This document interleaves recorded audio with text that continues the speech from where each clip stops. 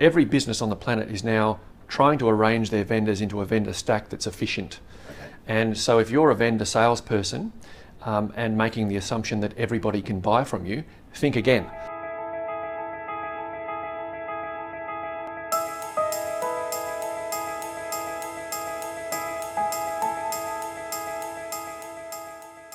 Hi, my name's Steve Ludlow, curator of the Harlow Group Sales Leadership blog.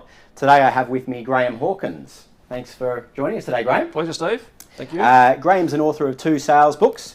Most recent one is The Future of the Sales Profession. Yep. So for those that don't know Graham's got 28 years sales leadership experience, predominantly in the tech space. Yep. Author of 2 books, as we've just said. Recently completed an MBA and actually doing some lecturing at the RMIT, I believe. That's correct. What are you lecturing on at the moment? Yeah, look, a range of sales and marketing based topics, particularly focused around procurement.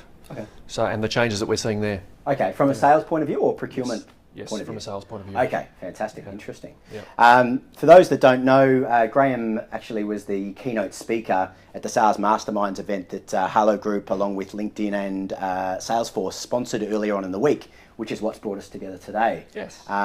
Fantastic keynote. Good. I picked up a lot from it. I think you said, how would you have picked up a lot from it? I've heard a lot of content in this space, but there really was quite a bit that I picked up from it. And I think the first thing that really stood out to me is the concept you were speaking about with regard to Accenture's studies, where they've discovered that amongst the sort of enterprise market, there's a lot of vendor rationalisation going on. Yeah. And you spoke a lot about Tier 2 and Tier 3 vendors being pretty vulnerable in that environment and perhaps needing to qualify in or out opportunities based upon this vendor rationalisation, I guess, movement. How are 2nd and 3rd tier vendors, supposed to, you spoke about qualifying them in or out, but do we just give up on that sort of enterprise market and go for Tier 2 and Tier 3 clients? Or how do you perceive that we should be managing that as specialist providers in the market? Yeah, look, it's a really good question. The first thing we have to acknowledge is that everybody's looking to try and do more business with less vendors. So rationalisation of vendors is real. Everyone's trying to drive cost out of their businesses, and managing vast sums of vendors can be extremely time consuming and costly. So every business on the planet is now trying to arrange their vendors into a vendor stack that's efficient. Okay. And so if you're a vendor salesperson and making the assumption that everybody can buy from you, think again. Okay. Because in many cases your territory is not as big as you think it is. During the research phase of writing the book, Steve, I interviewed a lot of buyers, and lots of them now put in place a policy for, in fact, blocking off-panel purchases. So in other words, if you're not already on the panel, you'll never get on the panel because they've got the door shut, basically. Sure. So as a salesperson, if you don't qualify that really, really quickly, you can spin your wheels in an account for 18 months, only to find right at the end of the sales process, when you're just about to get over the line and get an order, that someone says, no, sorry, we've blocked off-panel purchases. Sure. So to your question, if you're a Tier 2 or a Tier 3 vendor looking to try and get into a new account, then you need to quickly find out if they have got that kind of policy in place. Yeah.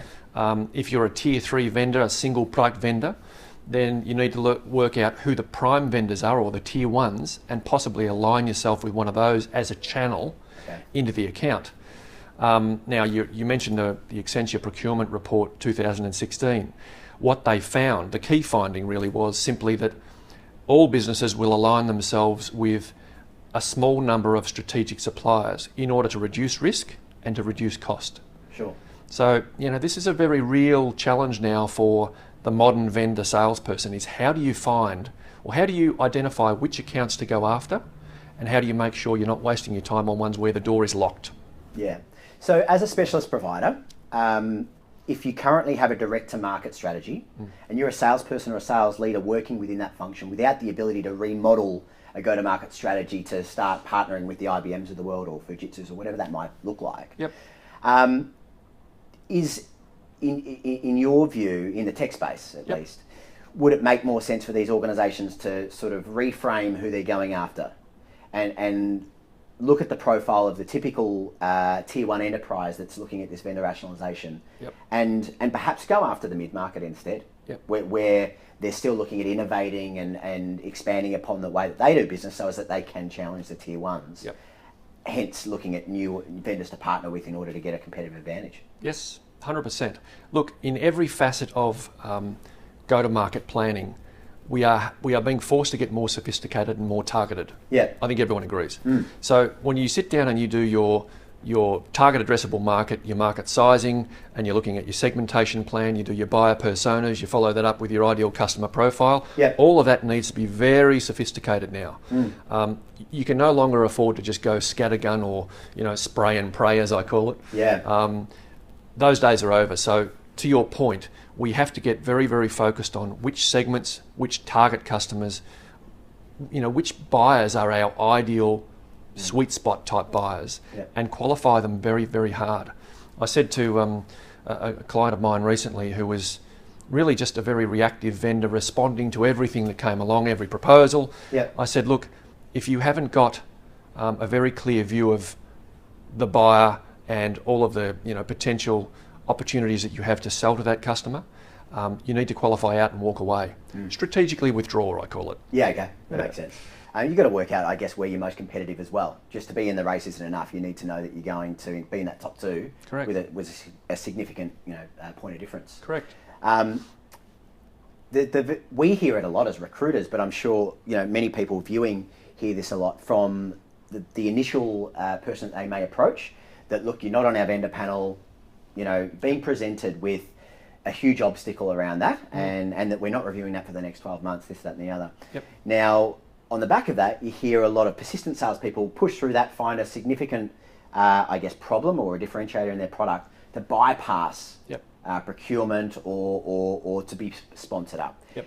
If a salesperson's to listen to this each time and back away early on in the process, I could see a lot of salespeople walking away from a lot of opportunities that could potentially their competitors that may be more persistent or innovative find a way in. So how does a salesperson themselves know the difference between a supplier that's just giving you the line to get rid of you and one that genuinely is going to have that roadblock 18 months down the track, as you say? Look, I think that's part of what separates great salespeople from the also-rans. Yeah. And that is the ability to quickly work out whether or not you're a chance to find a path of least resistance in an account. Yeah. So you make a good point. Qualifying very quickly and upfront whether or not you have any way into the account is critical. So being able to strategically withdraw if you need to, or find a way, another angle in. You talk about the different military type strategies, frontal attack, flanking to the side and all that kind of thing. Yeah. When I did TAS planning years ago, we talked about all these different strategies. Yeah. And at the end of the day, as a salesperson, you may have to go and actually align yourself with one of the tier ones, an IBM or a HP in the technology space.